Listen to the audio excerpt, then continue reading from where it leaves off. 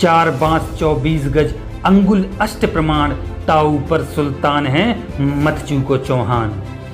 चंद्रबरदाई के ये कुछ शब्द जो दिल्ली की गद्दी पर आखिरी हिंदू सम्राट की वीरता का बखान करते हैं। तब से लेकर आज तक ऐसा कोई योद्धा पैदा नहीं हुआ जिसे शब्द वेदी बाण चलाना होता हो। जय पृथ्वीराज। भारत के महावीर नाम से जाने जाने वाले हिंदू क्षत्रिय राजा पृथ्वीराज चौहान 12वीं सदी के इतिहास के वीर नायक थे। शब्द वेदी बाण संचालन के विशेषज्ञ अजमेर के इस वीर राजा को विदेशी आक्रांता मोहम्मद गौरी छल से ही पार पा सका, बल से नहीं। 16 बार पृथ्वीराज चौहान से क्षमा पाने के बाद मोहम्मद गौरी ने भरोसे का गला घोटा। मोहम्मद गौरी को पृथ्वीराज चौहान द्वारा दी गई दया की भीख जो है वो हिंदुस्तान के इतिहास पर हमेशा हमेशा के लिए भारी पड़ गई। भारत के एक इतिहास का गौरवपूर्ण नाम है पृथ्वीराज चौहान। यह क्षत्रिय महारथी जितना परमवीर था उतना ही दयालु और क्षमाशील था, जिसने अपने पराक्रम से हिंदुस्तान के गौरव में बेहिसाब इजाफा किया, लेकिन हाथ आए शत्रु के साथ दया करने की भूल भी कर दी। शत्रु पर दया की ये भूल हिंदुस्तान के इतिहास पर भारी पड़ गई। वो योद्धा और कोई नहीं बल्कि दिल्ली की गद्दी पर आखिरी हिंदू सम्राट पृथ्वीराज चौहान हैं। पृथ्वीराज तृतीय को देश पृथ्वीराज चौहान के नाम से जानता है। पराक्रम और साहस जिनके हथियार थे, दया करुणा जिनके श्रृंगार। पृथ्वीराज चौहान का जन्म 1149 ईस्वी में माना जाता है। पिता सोमेश्वर चौहान अजमेर के राजा थे। पृथ्वीराज की मां महारानी कपूरबा देवी स्वयं एक वीरांगना थीं। जयानक नाम के कश्मीरी पंडित द्वारा रचित पृथ्वीराज विजय महाकाव्य में लिखा है कि उन्हें 6 भाषाओं का अच्छा ज्ञान था। चंद्रबरदाई के लिखे मशहूर महाकाव्य पृथ्वीराज रासो के मुताबिक पृथ्वीराज चौहान को गणित, मेडिसिन, इतिहास, युद्ध नीति, दर्शन शास्त्र, ब्रह्म विद्या और पेंटिंग्स में भी महारत हासिल थी। हालांकि उनका सबसे अनूठा कौशल था शब्द वेदी बाण चलाना, यानी सिर्फ आवाज़ सुनकर अचूक निशाना लगाना। जिस शख्सियत को इतिहास के पन्नों में अमर होना था, विधाता उसकी राय में शुरुआती जिंदगी में ही बेशुमार कांटे बिखेर देता है। पृथ्वीराज चौहान महज 11 साल के थे। उनके पिता महाराज सोमेश्वर चौहान की मृत्यु हो गई। नन्ही उम्र में ही इतने बड़े साम्राज्य की जिम्मेदारी सर पर आ गई। माँ कपूरबा देवी ने अपने वीर सपूत के राजकाज में पूरी मदद की। मंत्रिपरिषद के गठन से लेकर कूटनीति और साम्राज्य के विस्तार तक में पृथ्वीराज को सबसे पहले चुनौती घर के भीतर से ही मिली। आज के गुरुग्राम और तब के गुड़ापुर की जागीरदारी संभाल रहे चचेरे भाई नागार्जुन ने पृथ्वीराज चौहान के राज्याभिषेक से नाराज होकर बगावत कर दी, लेकिन पृथ्वीराज ने इस बगावत को अपने सैन्य कुशल से कुचल दिया। पृथ्वीराज के नाना तोमर वंश के अनंग देव का तब दिल्ली पर आधिपत्य था। उनका कोई वारिस नहीं था। अपने नवासे के युद्ध कौशल और राजकाज के प्रभावित होकर अनंग देव ने पृथ्वीराज को दिल्ली का साम्राज्य सौंप दिया।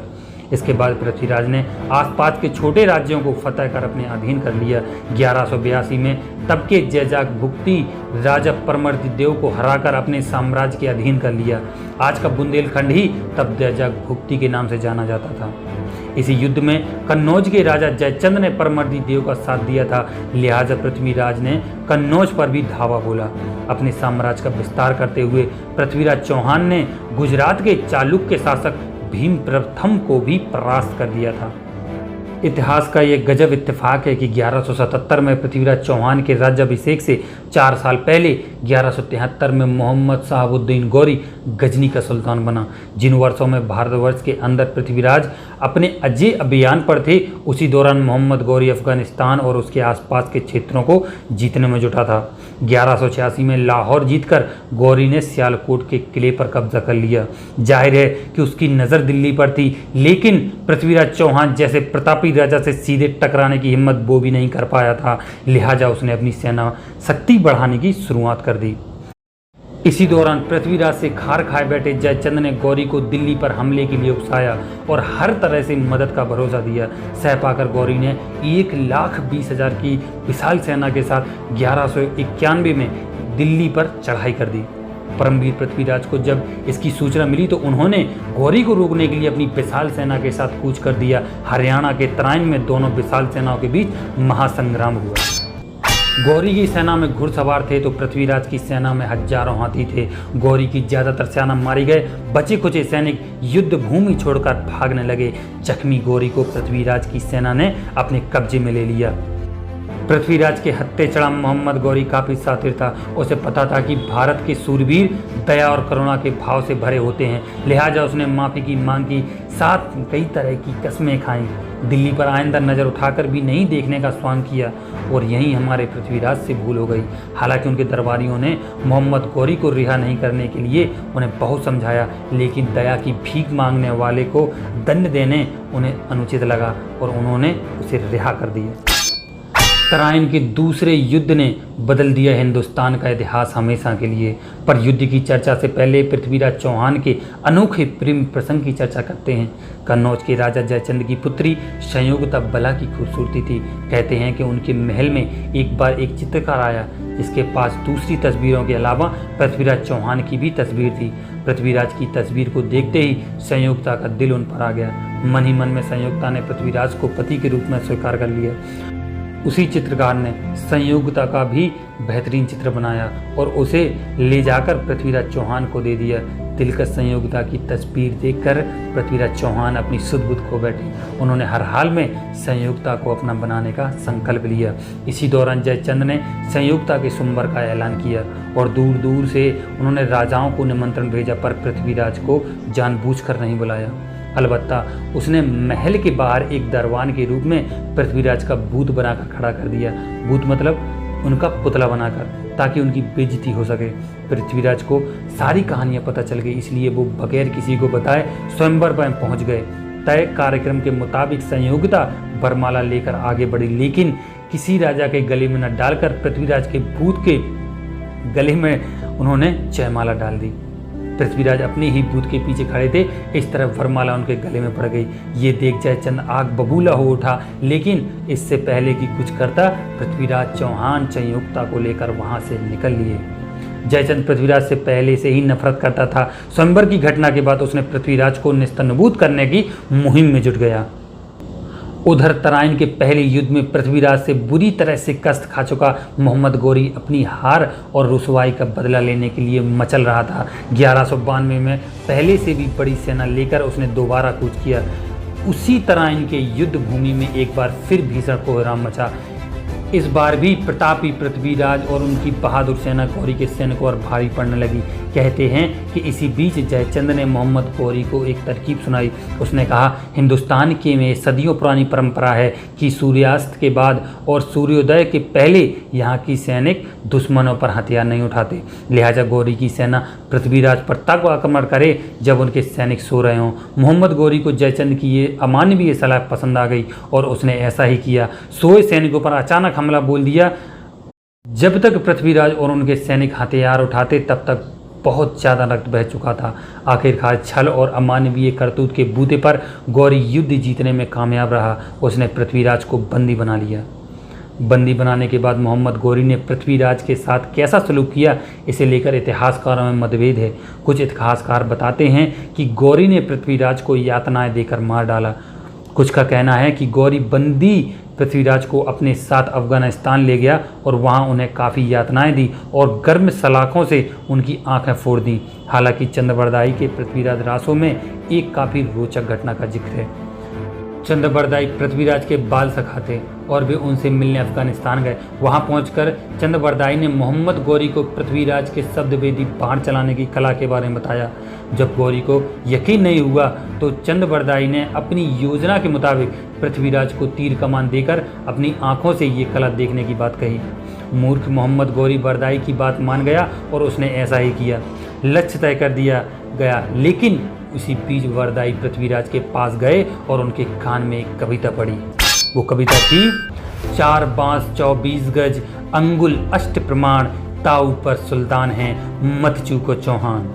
ये सुनकर पृथ्वीराज समझ गए कि अब उन्हें क्या करना है।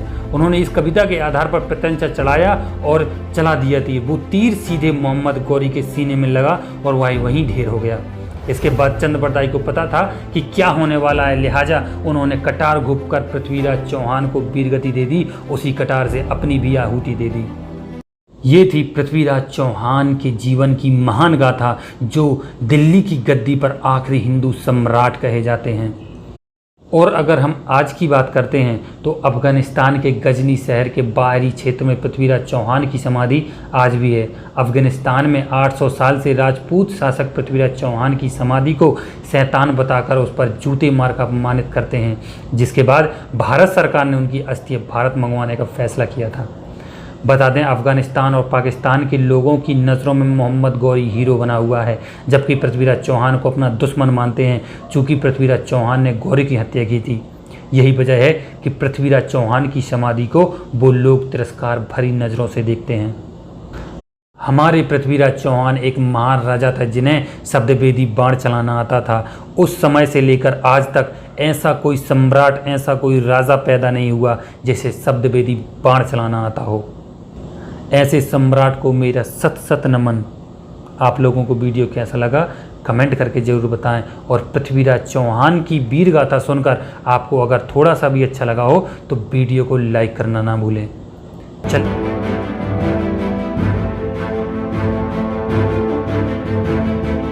एक ऐसा वीर योद्धा जिसके मरने पर दुश्मन भी रोया, और योद्धा भी ऐसा कि उसका दुश्मन भी उनकी तलवार का भार न सह सका। वीर योद्धा जिसने अपने दुश्मन को ही घोड़े सहित काट दिया, और योद्धा ऐसा कि दुश्मन भी बोलते थे कि भारत में ऐसा योद्धा दोबारा कभी पैदा नहीं होगा। हम बात कर रहे हैं महाराणा प्रताप की, जिसने अपने देश की शान के लिए कभी भी मुगलों के आगे सिर नहीं झुकाना। महाराणा प्रताप के शासनकाल में सबसे रोचक तथ्य यह है कि मुगल सम्राट अकबर बिना युद्ध के प्रताप को अपने अधीन लाना चाहता था, लेकिन प्रताप को यह मंजूर नहीं था। प्रताप ने कहा था कि गर्दन कटवा लूंगा, लेकिन कभी भी मुगलों के अधीन नहीं आऊंगा। वीरों की इस भूमि पर हमारे महाराजाओं के छोटे बड़े अनेक राज्य रहे हैं जिन्होंने भारत के स्वाधीनता के लिए संघर्ष किया। इन्हीं राज्यों में मेवाड़ का एक अपना विशिष्ट स्थान है, जिसमें इतिहास के गौरव बप्पा रावल, कुमार प्रथम, महाराणा हमीर, महाराणा कुंभा, महाराणा सांगा उदय सिंह और वीर शिरोमणि महाराणा प्रताप ने जन्म लिया। सवाल यह उठता है कि महानता की परिभाषा क्या है? अकबर हजारों लोगों की हत्या करके महान कहलाता है, और महाराणा प्रताप हजारों लोगों की जान बचाकर भी महान नहीं कहलाते। दरअसल हमारे देश का इतिहास अंग्रेजों और कम्युनिस्टों द्वारा लिखा गया है। उन्होंने उन लोगों को महान बनाया है जिन्होंने भारत पर अत्याचार किया है, जिन्होंने भारत पर आक्रमण करके उसे लूटा है, भारत का धर्मांतर किया है और उसको तोड़कर भारतीय गौरव को नष्ट किया है। मेवाड़ के महान राजा महाराणा प्रताप अपने पराक्रम और शौर्य के लिए पूरी दुनिया में मिसाल के तौर पर जाने जाते थे। एक ऐसा राजपूत सम्राट जिसने जंगलों में रहना पसंद किया, लेकिन कभी भी विदेशी मुगलों की दास्तां स्वीकार नहीं की। उन्होंने देश, धर्म और स्वाधीनता के लिए सब कुछ न्यौछावर कर दिया। कितने लोग हैं जिन्हें अकबर की सच्चाई मालूम है, और कितने लोग हैं जिन्होंने महाराणा प्रताप के त्याग और संघर्ष को जाना है।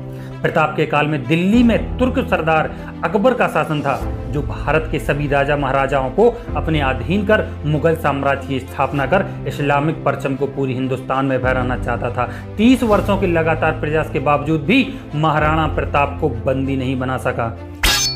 महाराणा प्रताप का जन्म 9 मई 1540 ईस्वी को राजस्थान के कुंभलगढ़ दुर्ग में हुआ था, लेकिन उनकी जयंती हिंदी तिथि के अनुसार ज्येष्ठ शुक्ल तृतीय को मनाई जाती है। उनके पिता महाराजा उदय सिंह और रानी जयंता बाई माता थी। वे राणा सांगा के पौत्र थे। महाराणा प्रताप को बचपन में सभी कीका नाम के लेकर पुकारते थे। लोग कीका इसलिए बोलते थे क्योंकि जिन भील लोगों के साथ महाराणा प्रताप युद्ध अभ्यास करते थे वो अपने बच्चों को कीका कहकर बुलाते थे, तो महाराणा प्रताप का नाम भी कीका पड़ गया। महाराणा प्रताप का राज्याभिषेक गोगुंदा में हुआ था। महाराणा प्रताप के पिता उदय सिंह ने अकबर से असहज होकर मेवाड़ त्याग कर अरावली पर्वत पर डेरा डाला और उदयपुर को अपनी राजधानी बनाया। हालांकि तब मेवाड़ भी उनके अधीन था। महाराणा उदय सिंह ने अपनी मृत्यु के समय अपने छोटे पुत्र को गद्दी सौंप दी थी, जो कि नियमों के विरुद्ध था। उदय सिंह की मृत्यु के बाद राजपूत सरदारों ने मिलकर 1 मार्च 1576 को महाराणा प्रताप को मेवाड़ की गद्दी पर बैठाया।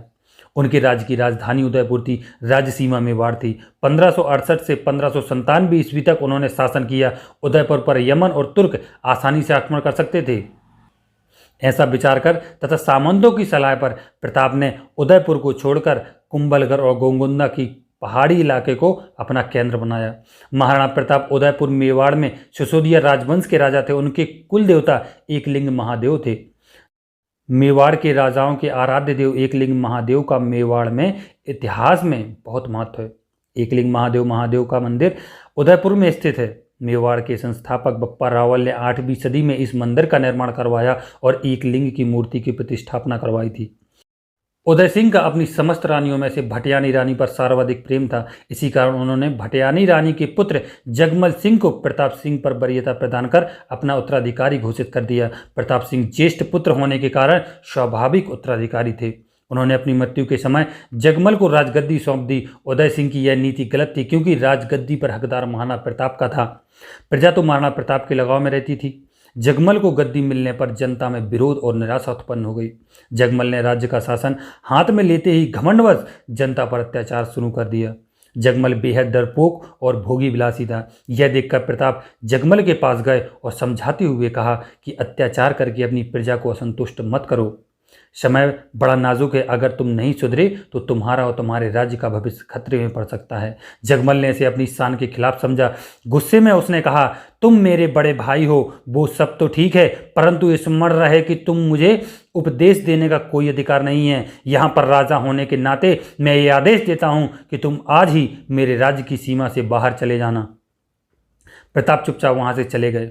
प्रताप अपने अश्वागार गए और घोड़े की जीन कसने की आज्ञा दी। महाराणा प्रताप के पास उनका सबसे प्रिय घोड़ा चेतक था।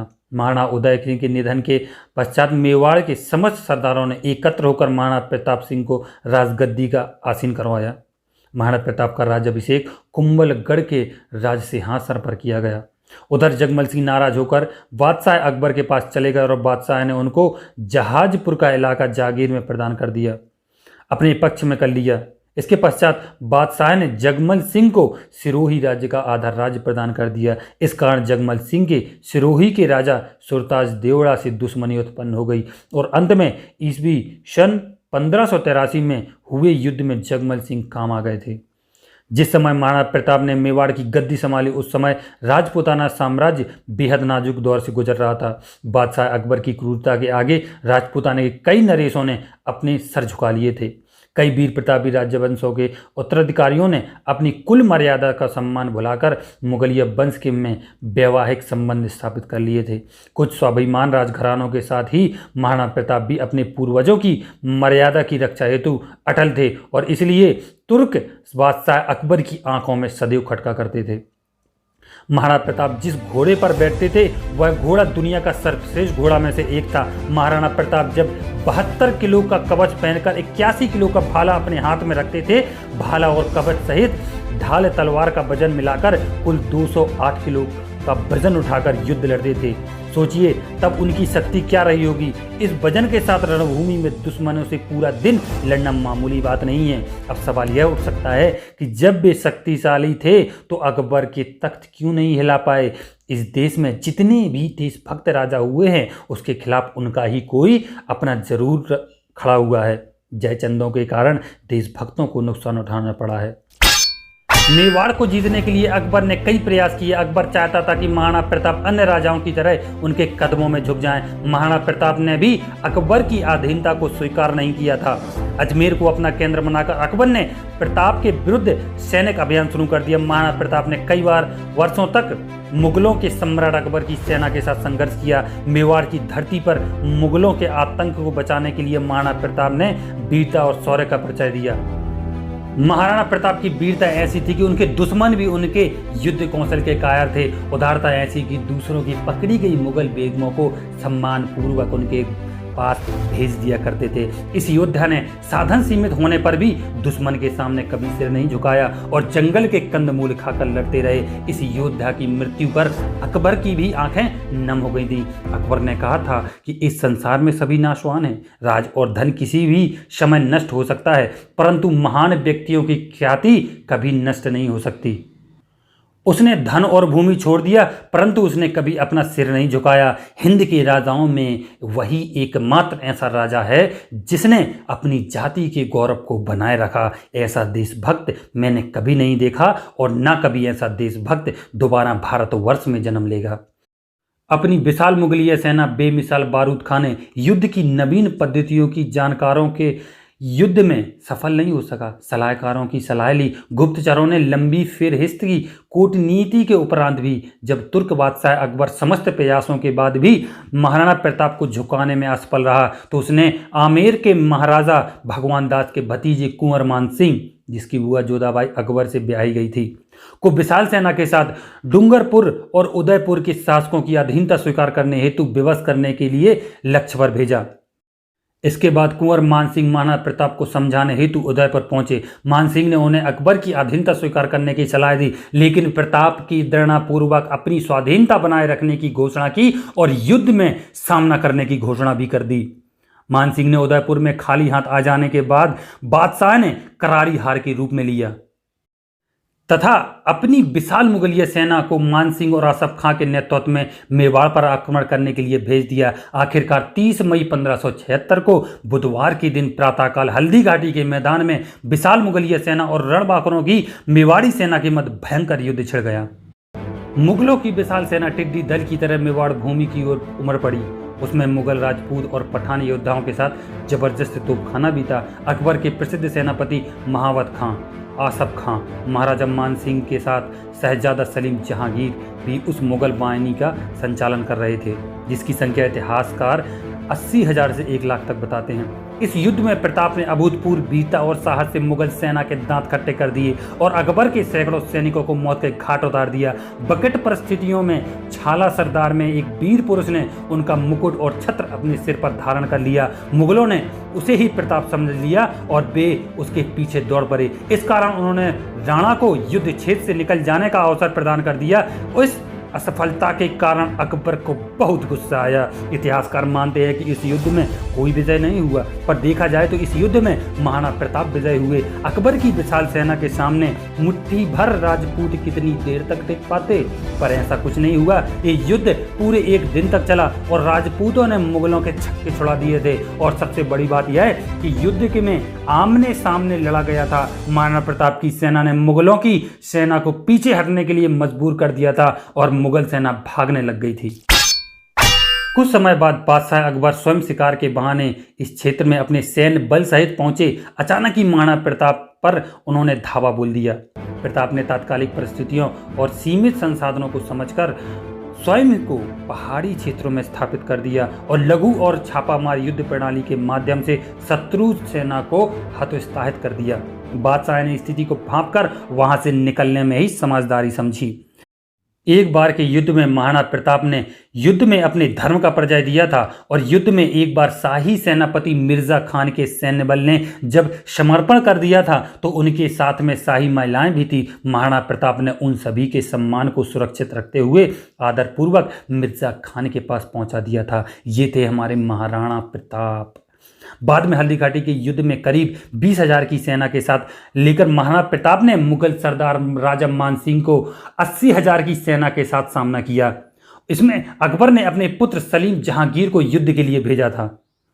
जहांगीर को भी मुंह की खानी पड़ी और वह भी युद्ध का मैदान छोड़कर भाग गया। बाद में सलीम ने अपनी सेना को एकत्रित कर फिर से महाराणा प्रताप पर आक्रमण किया और इस बार भयंकर युद्ध हुआ। इस युद्ध में महाराणा प्रताप का प्रिय घोड़ा चेतक घायल हो गया था। इस युद्ध में मेवाड़ की सेना का नेतृत्व महाराणा प्रताप ने किया था। भील सेना के सरदार राणा पुंजा भील थे। इस युद्ध में महाराणा प्रताप की तरफ से लड़ने वाले एकमात्र मुस्लिम सरदार थे हकीम का सूरी।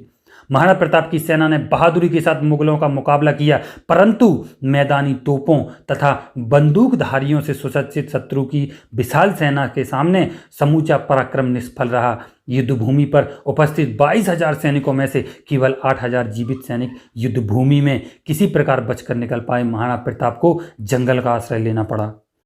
महाराणा प्रताप के सबसे प्रिय घोड़े का नाम चेतक था। चेतक बहुत ही समझदार और स्थिति को पल में ही भाप लेने वाला घोड़ा था। उसने कई मौकों पर महाराणा प्रताप की जान बचाई। हल्दी घाटी के दौरान प्रताप अपने पराक्रमी चेतक पर सवार हो पहाड़ी की ओर जा रहे थे। उनके पीछे 2 मुगल सैनिक लगे हुए थे। चेतक ने तेज रफ्तार पकड़ी, लेकिन रास्ते में एक पहाड़ी नाला बह रहा था। युद्ध में घायल चेतक फुर्ती से उसे लंघ गया, परंतु मुगल उसे पार न कर पाए। चेतक नाला तो लंघ गया, पर उसकी गति धीरे धीरे कम हो गई। पीछे से मुगलों के घोड़ों की टापें भी सुनाई दे रही। उसे समय प्रताप को अपनी आवाजें सुनाई पड़ी, हो नीला घोड़ा रा असवार। प्रताप ने पीछे मुड़कर देखा तो उसे एक ही अश्वारोही दिखाई पड़ा और वह था उनका भाई शक्ति सिंह। प्रताप के साथ व्यक्तिगत विरोध ने उसे देशद्रोही बनाकर अकबर का सेवक बना दिया था और युद्ध स्थल पर वह मुगल पक्ष की तरफ से लड़ रहा था। जब उसने नीले घोड़े को बिना किसी सेवक के पहाड़ की तरफ जाते हुए देखा तो शक्ति सिंह भी चुपचाप उसके पीछे चल पड़ा, लेकिन शक्ति ने दोनों मुगलों को मौत के घाट उतार दिया। जीवन में पहली बार दोनों भाई प्रेम के साथ गले मिले थे। इस बीच चेतक जमीन पर गिर पड़ा और जब प्रताप उसकी काठी को खोलकर अपने भाई द्वारा प्रस्तुत घोड़े पर रख रहा था तब चेतक ने प्राण त्याग दिए। बाद में उस स्थान पर एक चबूतरा खड़ा किया जो आज तक उस स्थान को इंगित करता है। महाराणा प्रताप का हल्दी घाटी के युद्ध के बाद का समय पहाड़ों और जंगलों में व्यतीत हुआ। अपनी गौरिल्ला युद्ध नीति के द्वारा उन्होंने अकबर को कई बार मात दी। महाराणा प्रताप चित्तौड़ छोड़कर जंगलों में रहने लगे थे। महारानी, सुकुमारी राजकुमारी और कुमार घास की रोटियां और जंगल के पोखरों में जल पर ही किसी प्रकार जीवन व्यतीत करने के बाध्य हुए। अरावली की गुफाएं ही अब उनका आवास थीं और शिला भी सैया थी। महाराणा प्रताप को अब अपने परिवार और छोटे बच्चों की चिंता सताने लगी थी। मुगल चाहते थे कि महाराणा प्रताप किसी भी तरह अकबर की अधीनता स्वीकार कर दीन इलाही धर्म अपना लें। इसके लिए उन्होंने महाराणा प्रताप तक कई प्रलोभन संदेश भी भिजवाए, लेकिन महाराणा प्रताप अपने निश्चय पर अडिग रहे। धर्म के लिए, देश के लिए और अपने सम्मान के लिए यह तपस्या सच्ची में वंदनीय है। कई छोटे राजाओं ने महाराणा प्रताप को अपने राज्य में रहने की गुजारिश की, लेकिन मेवाड़ की भूमि को मुगल आधिपत्य से बचाने के लिए महाराणा प्रताप ने प्रतिज्ञा की थी कि जब तक मेवाड़ आज़ाद नहीं होगा वे महलों को छोड़कर जंगलों में निवास करेंगे, स्वादिष्ट भोजन को त्याग कर कंदमूल और फलों से ही पेट भरेंगे, लेकिन अकबर का आधिपत्य कभी नहीं स्वीकार करेंगे। जंगल में रहकर भी महाराणा प्रताप ने भीलों की शक्ति को पहचान कर छापामार युद्ध पद्धति से अनेक बार मुगलों की सेना को कठिनाइयों में डाल दिया। बाद में मेवाड़ के गौरव भामाशाह ने महाराणा प्रताप के चरणों में अपनी समस्त संपत्ति रख दी। भामाशाह ने 20 लाख असरफियां और 25 लाख रुपए महाराणा प्रताप को भेंट प्रदान कर दी। महाराणा इस प्रचुर संपत्ति से पुनः सैन्य संगठन में लग गए। इस अनुपम सहायता से प्रोत्साहित होकर महाराणा ने अपने सैन्य बल का पुनर्गठन किया तथा उनकी सेना में नवजीवन का संचार हुआ। महाराणा प्रताप ने पुनः कुंभलगढ़ पर अपना कब्जा स्थापित करते हुए शाही फौजों द्वारा स्थापित थानों और ठिकानों पर अपना आक्रमण जारी रखा। मुगल बादशाह ने अकबर ने एक और विशाल सेना शाहबाज खान के नेतृत्व में मेवाड़ भेजी। इस विशाल सेना ने कुछ स्थानीय मदद के आधार पर कुंभलगढ़ और केलवाड़ा पर कब्जा कर लिया था। गोगुंदा और उदयपुर के क्षेत्र में लूटपाट की। ऐसे में महाराणा प्रताप ने विशाल सेना का मुकाबला जारी रखते हुए अंत में पहाड़ी क्षेत्रों में पनाह लेकर स्वयं को सुरक्षित रखा और चावंड पर पुनः कब्जा प्राप्त कर लिया। शाहबाज खान आखिरकार खाली हाथ पुनः पंजाब में अकबर के पास पहुंच गया। चित्तौड़ को छोड़कर महाराणा प्रताप ने अपने समस्त दुर्गों का शत्रु से पुनः उद्धार कर लिया। उदयपुर को उन्होंने अपनी राजधानी बनाया। विचलित मुगलियों सेना ने घटते प्रभाव को अपनी आत्मशक्ति के बूते पर महाराणा के चित्तौड़गढ़ और मावलगढ़ के अलावा संपूर्ण मेवाड़ पर अपना राज्य पुनः स्थापित कर लिया गया। इसके बाद मुगलों ने कई बार महाराणा प्रताप को चुनौती दी, लेकिन मुगलों को मुंह की खानी पड़ी। आखिरकार युद्ध और शिकार के दौरान लगी चोटों की वजह से महाराणा प्रताप की मृत्यु 29 जनवरी 1597 को चावंड में हुई। महाराणा प्रताप की मृत्यु पर अकबर को बहुत दुख हुआ, क्योंकि हृदय से वो महाराणा प्रताप के गुणों का प्रशंसक था और अकबर जानता था कि महाराणा प्रताप जैसा वीर कोई नहीं है इस धरती पर। यह समाचार सुन अकबर रहस्यमय तरीके से मौत हो गई और उसकी आंखों में आंसू आ गए। महाराणा प्रताप के स्वर्गवास के समय अकबर लाहौर में था और वहीं उसे सूचना मिली कि महाराणा प्रताप की मृत्यु हो गई। अकबर की उस समय की मनोदशा पर अकबर के दरबारी दूरसा आड़ा ने राजस्थानी छंद में जो विवरण लिखा वो इस तरह था। मैं आपको हिंदी में बताता हूँ।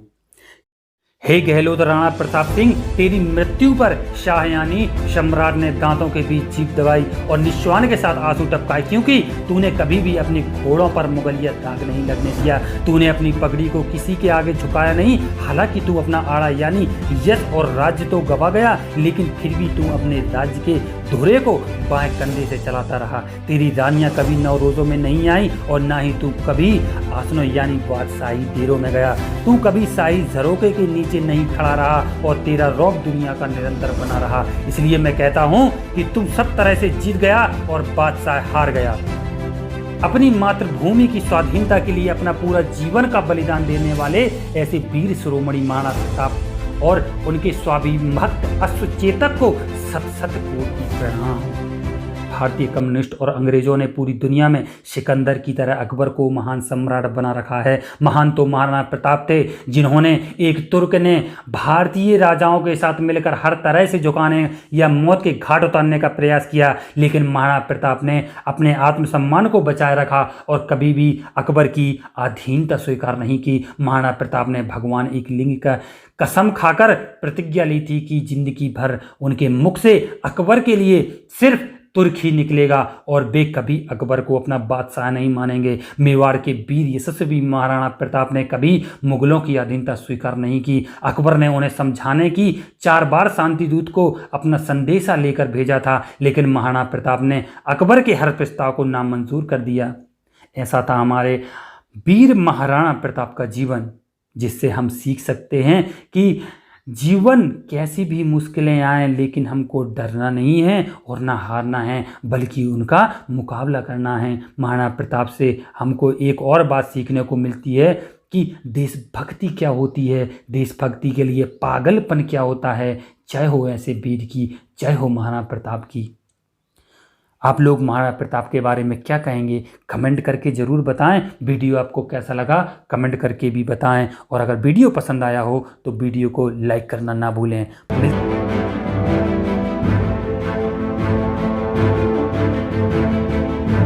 छत्रपति शिवाजी भोसले एक महान राजा और एक महान रणनीतिकार थे। यह वो राजा थे जिन्हें औरंगजेब जैसा क्रूर शासक भी कभी नहीं हरा सका। इनके बारे में जानकर आप समझेंगे कि संघर्ष क्या होता है और अपने अस्तित्व को बनाए रखने के लिए एक अकेला इंसान कैसे इतना ताकतवर बना और कैसे अपना साम्राज्य स्थापित किया। 19 फरवरी 1630 को शिवाजी महाराज का जन्म शिवनेरी दुर्ग में हुआ। कुछ लोग 1627 भी बताते हैं। इनके पिता सयाजी भोसले एक शक्तिशाली सामंत थे। इनकी माता जीजाबाई जाधव कुल में उत्पन्न एक असाधारण महिला थी।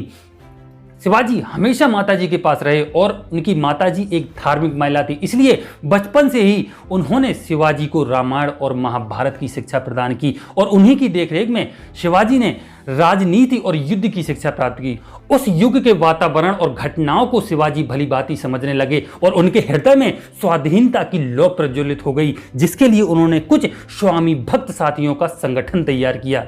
14 मई 1640 को शिवाजी महाराज और साईबाई का विवाह लाल महल पुणे में हुआ। उन्होंने कुल 8 विवाह किए। अब आप लोग सोच रहे होंगे कि उन्होंने 8 विवाह क्यों किए, तो इसके पीछे भी एक रोमांचक कहानी है, जिसको जानकर आप लोग शिवाजी महाराज को सैल्यूट जरूर ठोकेंगे। चैनल पर बने रहिए और इस कहानी के राज के बारे में हम थोड़ी देर में जानेंगे। उस समय की परिस्थितियों को शिवाजी महाराज पूरी तरह से समझ चुके थे। तब उनके मन में इंसानियत, हिंदुत्व और मानवता के लिए लड़ने के लिए उनके अंदर एक जुनून पैदा हो गया। अगर आज हमारे अंदर ऐसा जुनून पैदा हो गया तो हमको जीरो से हीरो बनने में वक्त नहीं लगेगा और आप अपने सपनों के राजा बन जाएंगे।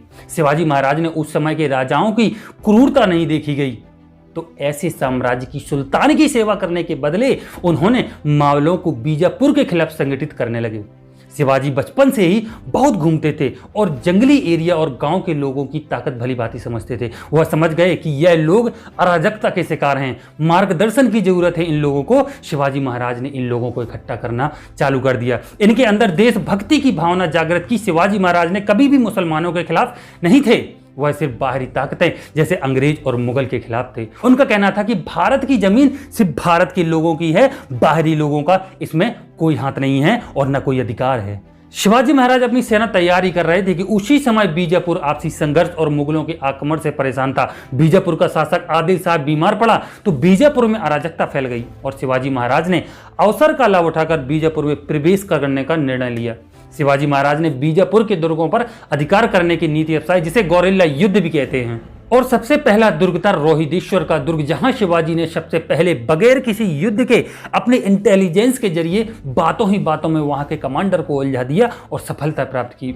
यह थे शिवाजी महाराज, जिनकी बातों से बचना मुश्किल था। उस समय सभी जानते थे कि शिवाजी महाराज कब कहां से आ जाएं और किसके सामने खड़े हो जाएं और किसके ऊपर हमला कर दें, किसी को कुछ पता नहीं चलता था। उसके बाद 1686 में शिवाजी महाराज ने पुणे के पास तोरण दुर्ग पर अधिकार कर लिया। शिवाजी महाराज जानते थे कि अगर बीजापुर के शासक आदिल शाह को यह खबर लगी तो वह हमसे युद्ध करने आ जाएगा और शिवाजी महाराज यह भली बात ही जानते थे कि अभी किसी सल्तनत से डायरेक्ट मुकाबला करने के लिए उनके पास इतनी ताकत और इतना पैसा नहीं है।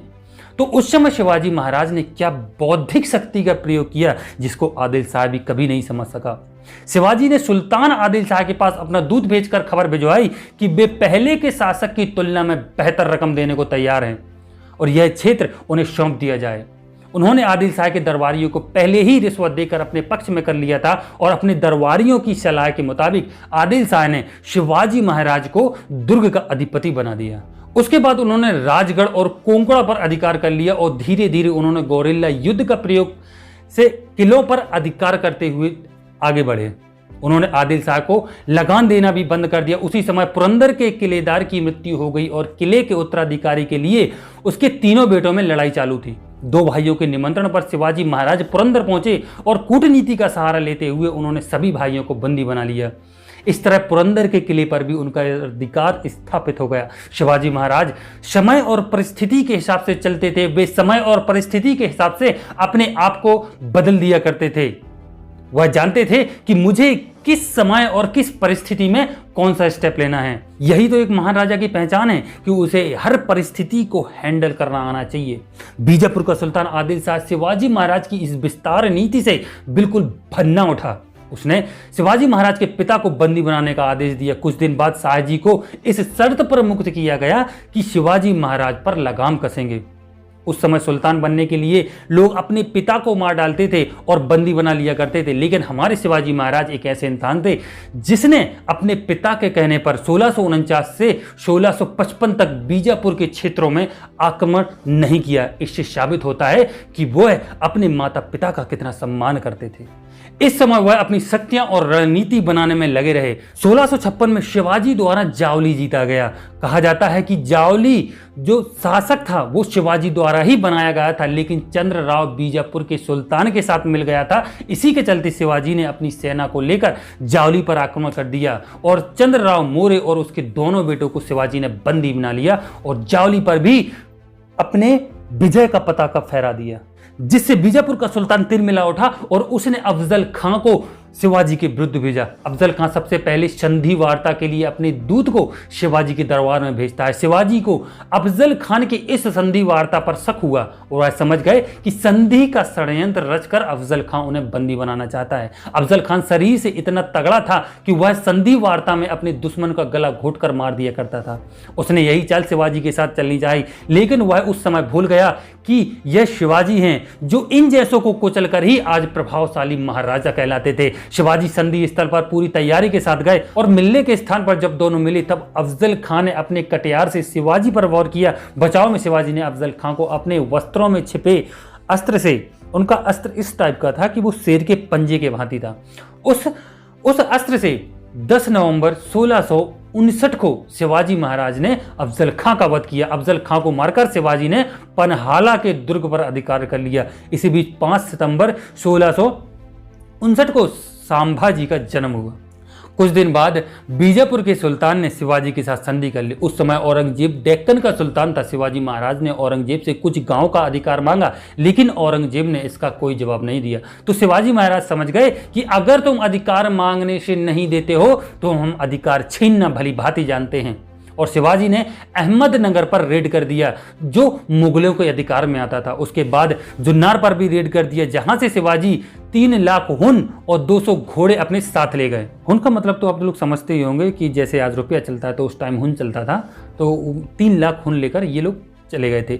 इसके बाद औरंगजेब ने श्रेष्ठा खां को 1.5 लाख की सेना के साथ शिवाजी के साथ युद्ध करने के लिए भेजा। श्रेष्ठा खां ने शिवाजी के राज में बहुत उत्पात मचाया और शिवाजी के महल यानी लाल महल पुणे में अधिकार कर लिया। शिवाजी समझदारी और बेवकूफ़ी में अंतर भली भांति समझते थे, इसलिए शिवाजी ने 2 कदम पीछे हटना सही समझा। शिवाजी वहां से निकल गए और श्रेष्ठा खां महल में रहने लगा। वह तो ठहरे शिवाजी महाराज, वह शांत तो बैठने वाले नहीं थे। उन्होंने अपनी रणनीति बनाई और अप्रैल 1663 में 300-350 सैनिकों की एक छोटी सी टुकड़ी लेकर श्रेष्ठा खान के ऊपर धावा बोल दिया, लेकिन उनकी रणनीति में दम था और उसकी 1.5 लाख की सेना को कुछ ही समय में शिवाजी ने धराशायी कर दिया। यह होती है वीरता। श्रेष्ठा खान का सर धड़ से अलग होने ही वाला था कि वह टाइम पर अपने स्थान से हट गया। सिर्फ उसकी उंगलियां ही कट पाई, वह पीछे के रास्ते भाग गया। श्रेष्ठा खा के इतनी बड़ी सेना को शिवाजी महाराज ने धूल चटा दी। इसकी खबर जब औरंगजेब को लगी तो औरंगजेब के अंदर शिवाजी के नाम का डर बैठ गया। 6 से 10 जनवरी 1664 शिवाजी महाराज ने सूरत पर धावा बोला और बहुत सारी धन संपत्ति प्राप्त की। और शिवाजी महाराज का सख्त आदेश था कि सूरत में कोई भी आम आदमी और महिलाओं को परेशान नहीं करेगा। सूरत में शिवाजी का वर्चस्व से खिन्न होकर औरंगजेब ने जय सिंह को शिवाजी पर आक्रमण करने के लिए भेजा। शिवाजी महाराज जहां रहते थे वहां आसपास कई परिवार रहते थे, कई मासूम लोग रहते थे, जिससे शिवाजी डर गए। वो समझ गए कि अगर जय सिंह से यहां युद्ध हुआ तो कई मासूम लोग मारे जाएंगे। इसलिए शिवाजी महाराज ने जय सिंह को संधि का प्रस्ताव भेजा और 1665 में शिवाजी महाराज ने औरंगजेब के साथ पुरंदर की संधि पर हस्ताक्षर किए। संधि के मुताबिक शिवाजी को 23 दुर्ग मुगलों को देने पड़े और उनके पास केवल 12 दुर्ग बचे।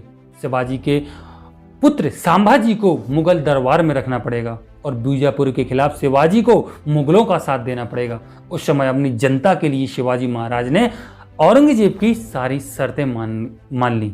इसके बाद शिवाजी को आगरा बुलाया गया, लेकिन आगरा में उनको उचित सम्मान न मिलने के कारण उन्होंने इसका विरोध किया तो औरंगजेब ने शिवाजी को नजरबंद कर दिया। औरंगजेब शिवाजी के दिमाग से भली भांति परिचित थे, इसलिए उसने शिवाजी महाराज को 5000 सैनिकों के पहरे पर रखा। कुछ ही दिनों बाद शिवाजी महाराज को मार डालने का इरादा औरंगजेब का ही था, लेकिन अपनी अदम्य साहस और युक्ति से 1666 में शिवाजी महाराज और संभाजी आगरा कारावास से भाग निकले। इसके बाद मराठों को जैसे कि नवजीवन मिल गया। इसके बाद औरंगजेब भली भांति समझ गया कि यह आदमी शांत बैठने वालों में से नहीं है, इसलिए औरंगजेब समझ गया इसके साथ शांति संधि करने में ही फायदा है। 1668 में शिवाजी महाराज और औरंगजेब के बीच शांति संधि फिर से हुई, लेकिन कुछ समय बाद औरंगजेब द्वारा शांति संधि के अनुसार न चलने के कारण शिवाजी ने सूरत पर हमला कर दिया। शिवाजी महाराज ने दूसरी बार सूरत में मुगल सेना को हराया 1670 में। 1674 में शिवाजी महाराज ने उन सारे प्रदेशों को अधिकार में ले लिया था जो पुरंदर की संधि के दौरान उन्हें औरंगजेब को देने पड़े थे। स्वतंत्र हिंदू राष्ट्र की स्थापना के बाद शिवाजी को मुगल जमींदार ही कहा जाता था, इसलिए शिवाजी ने अपना राज्य अभिषेक कराना चाहा। लेकिन शिवाजी की सभा में जो ब्राह्मण थे उन्होंने एक दिक्कत और खड़ी कर दी। उन्होंने कहा कि शिवाजी क्षत्रिय नहीं है, इसलिए उन्हें राजा की उपाधि हम नहीं दे सकते। और कुछ ब्राह्मणों ने तो उन्हें एक गांव का प्रधान और शूद्र भी कह दिया था। तब शिवाजी ने गागा भट्ट को बुलाया, जो वाराणसी में एक पंडित थे। गागा भट्ट ने बताया कि शिवाजी सिसोदिया राजपूत हैं, तो वास्तव में ये क्षत्रिय हैं और वैदिक अधिकार मानते हैं। इसके बाद कुछ ब्राह्मण बोले कि शिवाजी ने रेड किया है, कुछ बस्तियों को जलाया है, जिसमें कई सारे ब्राह्मण, गाय, महिलाएं और बच्चे भी मारे गए हैं। यह पाप है, तो शिवाजी को हम एक महाराजा की उपाधि नहीं दे सकते। तो शिवाजी ने पूछा कि इसकी भरपाई कैसे होगी। शिवाजी को इसके बदले 8000 हुन की भरने पड़े और उन लोगों का खर्चा भी उठाना पड़ा। शिवाजी को मराठा स्वराज का राजा बनाने के लिए रायगढ़ किले में 6 जून 1674 को बड़ी धूमधाम से एक प्रोग्राम आयोजित किया गया और वैदिक रीति रिवाज के साथ उन्हें राजा बनाया गया और उन्हें छत्रपति की उपाधि दी गई और उन्हें हिंदुआ धर्मोद्धारक उपाधि से भी नवाजा गया। लेकिन शिवाजी की माता जीजाबाई का निधन उसी समय उनके राज्याभिषेक के 12 दिन बाद, मतलब 18 जून को उनकी माता जी का निधन हो गया। तो कुछ लोग कहने लगे कि शायद शिवाजी का राज्याभिषेक अशुभ घड़ी में हुआ है, इसलिए दूसरी बार राज्याभिषेक करना पड़ेगा। दूसरी बार राज्याभिषेक 24 सितंबर 1674 को किया गया, जिसमें लाखों लोग इकट्ठे हुए थे। मार्च 1680 में शिवाजी बीमार पड़े और अच्छे इलाज न मिल पाने की वजह से वो भगवान को प्यारे हो गए। अब सोचने वाली बात यह है कि शिवाजी महाराज 50-51 साल की उम्र में इतना नाम कमा लिया था, तो सोचो कि अगर छत्रपति शिवाजी महाराज 70 साल जिंदा रह जाते तो ना तो अंग्रेज हमारे देश में घुस पाते और ना रह पाते, और मुगलों को तो ये खदेड़ खदेड़ कर बाहर निकालते और आज हमारा इतिहास कुछ और होता और आज हम कुछ और पढ़ रहे होते। ये थे शिवाजी महाराज, छत्रपति शिवाजी महाराज, जिनको मैं हाथ जोड़कर नमन करता हूं। अगर किसी और महापुरुष के बारे में आप जानना चाहते हैं, किसी राजा के बारे में जानना चाहते हैं, तो कमेंट में जरूर बताएं। वीडियो आपको अच्छा लगा हो तो लाइक जरूर करते हैं।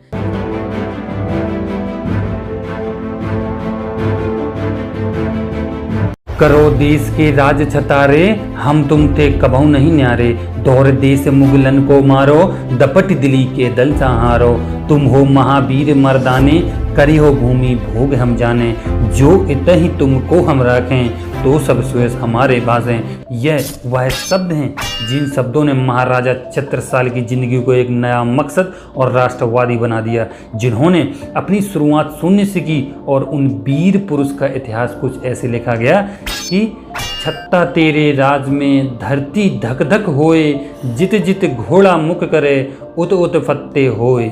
छत्रसाल महाराज भारत के मध्य युग के एक महान प्रतापी योद्धा थे, जिन्होंने मुगल शासक औरंगजेब को युद्ध में पराजित करके बुंदेलखंड में अपना राज्य स्थापित किया और महाराजा की पदवी प्राप्त की। छत्रसाल बुंदेला का जीवन मुगलों की सत्ता के खिलाफ संघर्ष और बुंदेलखंड की स्वतंत्रता स्थापित करने के लिए जूझते हुए निकला।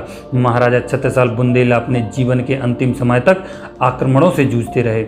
छत्रसाल के पिता चंपत राय बहुत ही वीर और बहादुर थे। उन्होंने मुगलों के खिलाफ बगावत शुरू कर दी और लगातार युद्धों में व्यस्त रहते थे।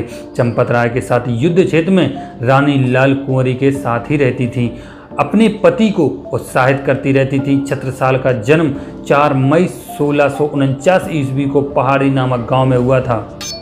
गर्भस्थ शिशु छत्रसाल तलवारों की खनक और युद्ध की भयंकर मारकाट के बीच बड़े हुए।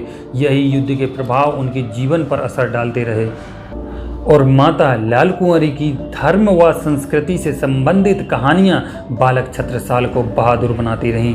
छत्रसाल के पिता चंपत राय जब मुगल सेना से घिरे गए थे तो उन्होंने अपनी पत्नी रानी लाल कुंवरी के साथ अपनी ही कटार से प्राण त्याग दिए थे, किंतु मुगलों के सामने झुकना स्वीकार नहीं किया।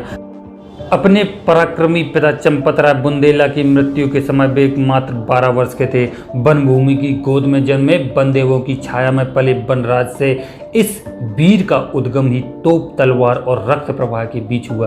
5 वर्ष में ही इन्हें युद्ध कौशल की शिक्षा हेतु अपने मामा साहेब सिंह धंधेरे के पास देलवारा भेज दिया गया था। माता पिता के निधन के कुछ समय पश्चात ही वे बड़े भाई अंगद बुंदेला के साथ देवगढ़ चले गए। बाद में अपने पिता के वचन को पूरा करने के लिए छत्रसाल बुंदेला ने परमार वंश की कन्या देव कुंवरी के साथ विवाह किया, जिसने आंख खोलते ही सत्ता संपन्न दुश्मनों के कारण अपनी पारंपरिक जागीर छिनी पाई हो। निकटतम स्वजनों के विश्वासघात के कारण जिसके बहादुर माँ बाप ने आत्महत्या की हो, जिसके पास ना कोई सैन्य बल है और ना कोई धन बल हो, ऐसे 12-13 वर्षीय बालक की मनोदशा की आप क्या कल्पना कर सकते हैं। परंतु उसके पास था शौर्य, संस्कार, बहादुर माँ बाप का अदम्य साहस और वीर भोग्या वसुंधरा की गहरा आत्मविश्वास। इसलिए वह टूटा नहीं, डूबा नहीं, आत्मघात नहीं किया, वरन एक रास्ता निकाला। उसने अपने भाई के साथ पिता के दोस्त राजा जय सिंह, जो औरंगजेब का कमांडर था, के पास पहुंचकर सेना में भर्ती होकर आधुनिक सैन्य परीक्षण लेना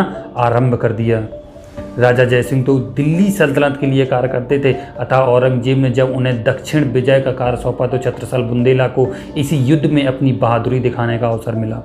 सन 1665 में बीजापुर युद्ध में असाधारण वीरता छत्रसाल बुंदेला ने दिखाई और देवगढ़ छिंदवाड़ा के गोंडा राजा को पराजित करने में तो छत्रसाल बुंदेला ने जी जान लगा दिया।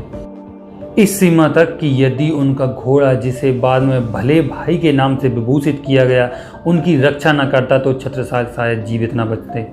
इतने पर भी जब विजय श्री का सेहरा उनके सिर पर ना बांध मुगल भाई भतीजावाद में बढ़ गया तो छत्रसाल बुंदेला का स्वाभिमान आहत हुआ और उन्होंने मुगलों की बदनीयती समझ दिल्ली सल्तनत की छेना छोड़ दी।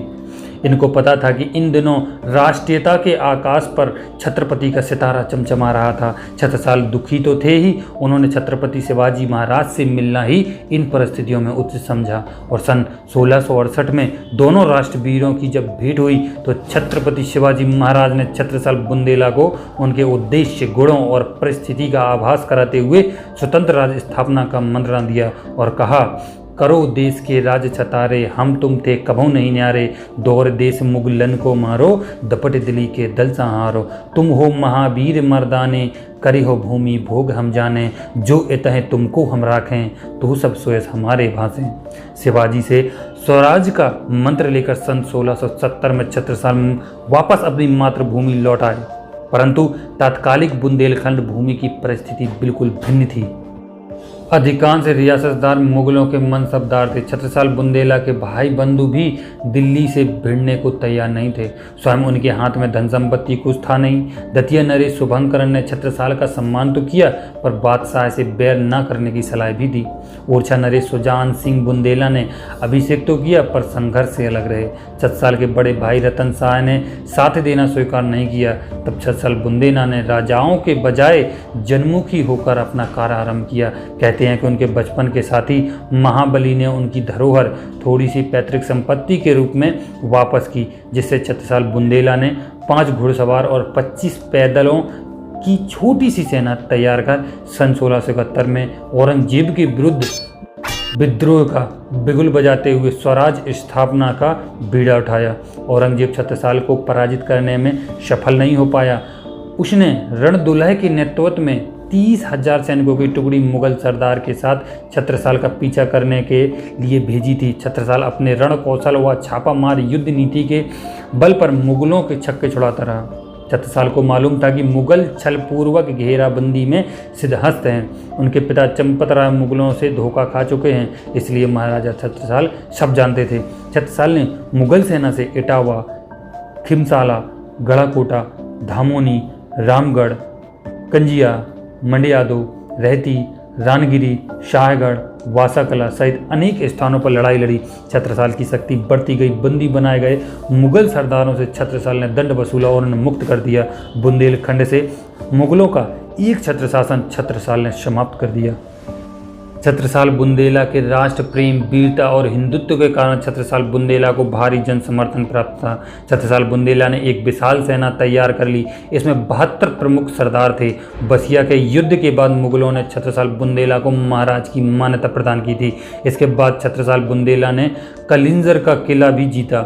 मानधाता का किलेदार घोषित किया गया। छत्रसाल ने 1678 में पन्ना में राजधानी स्थापित की। योगी राज प्राणनाथ के निर्देशन में छत्रसाल का राज्याभिषेक किया गया। छत्रसाल के शौर्य और पराक्रम से आहत होकर मुगल सरदार तहवर खां, अनवर खां, सहरुद्दीन, हमीद बुंदेलखंड से दिल्ली का रुख कर चुके थे। बहलोल खां छत्रसाल के साथ लड़ाई में मारा गया था। मुराद खां, दलेह खां, सैयद अफगन जैसे सिपाही सलार बुंदेला वीरों से पराजित होकर भाग गए थे। छत्रसाल के गुरु प्राणनाथ आजीवन क्षत्रिय एकता के संदेश देते रहे। उनके द्वारा दिए गए उपदेश कुलजम स्वरूप में एकत्र किए गए। पन्ना में प्राणनाथ का समाधि स्थल आज भी स्थित है, जो अनुयायियों का तीर्थ स्थल है। प्राणनाथ ने इस अंचल को रत्न गर्भा होने का वरदान दिया था। जहाँ तक छत्रसाल बुंदेला के घोड़ों की टापों के पदचाप बनी, वह धरा धन्य धान्य हो गई, रत्न संपन्न हो गई। छत्रसाल बुंदेला के विशाल राज्य के विस्तार के बारे में यह पंक्ति गौरव के साथ दोहराई जाती है। इत यमुना उत नर्मदा इत चंबल उत टोंस, छत्रसाल सो लरन की रही न काहू होंस। छत्रसाल बुंदेला अपने समय के महान सूरवीर, संगठक, कुशल और प्रतापी राजा थे। छत्रसाल बुंदेला को अपने जीवन की संध्या में भी आक्रमणों से जूझना पड़ा। 1729 में सम्राट मोहम्मद शाह के शासनकाल में प्रयाग के सूबेदार बंगस ने छत्रसाल पर आक्रमण किया, जिसकी इच्छा कौंच, सेवड़ी, सोपरी, जालौन पर अधिकार कर लेने की थी। छत्रसाल को मुगलों से लड़ने में दतिया, सेवड़ा के राजाओं ने सहयोग नहीं दिया। तब छत्रसाल बुंदेला ने बाजीराव पेशवा को संदेश भेजा और बोला, जो गति मई गजेंद्र की सो गति पहुंची आए, बाजी जात बुंदेल की राखो बाजी राय। बाजीराव सेना सहित सहायता के लिए पहुंचा। छत्रसाल और बाजीराव ने बंगस को 30 मार्च 1729 को पराजित कर दिया। बंगस हारकर वापस लौट गया। छत्रसाल की पुत्री मस्तानी बाजीराव प्रथम की द्वितीय पत्नी बनी। मस्तानी नामक अपने ग्रंथ में इतिहासकार डी.जी. गोडसे ने कहा है कि छत्रसाल और बाजीराव प्रथम के बीच संबंध पिता पुत्र जैसे थे। 20 दिसंबर 1731 को मृत्यु के पहले ही छत्रसाल ने महोबा और उसके आसपास का क्षेत्र बाजीराव प्रथम को सौंप दिया था। महाराजा छत्रसाल साहित्य के प्रेमी और संरक्षक थे। कई प्रसिद्ध कवि उनके दरबार में रहते थे। कवि भूषण उनमें से एक थे, जिन्होंने छत्रसाल दशक लिखा। इनके अलावा लाल कवि, वची हंसराज आदि भी थे। इसलिए उस महान वीर के बारे में कहा गया है कि छत्ता तोरे राज में धक धक धरती होए, जित जित घोड़ा मुख करे उत उत फत्ते होए। छत्रसाल की प्रशंसा करते हुए कवि भूषण दुविधा में पड़ गए और लिखा कि और राव राजा एक मन में लाऊं, शिवा को सराहूं या सराहूं छत्रसाल को। यह थी बुंदेलखंड के गौरव छत्रसाल बुंदेला का संघर्षपूर्ण जीवन, जिसकी हमने थोड़ी सी झलक देखी है। वीडियो कैसा लगा कमेंट करके ज़रूर बताएं, और अगर वीडियो पसंद आया हो तो वीडियो को लाइक भी कर दें।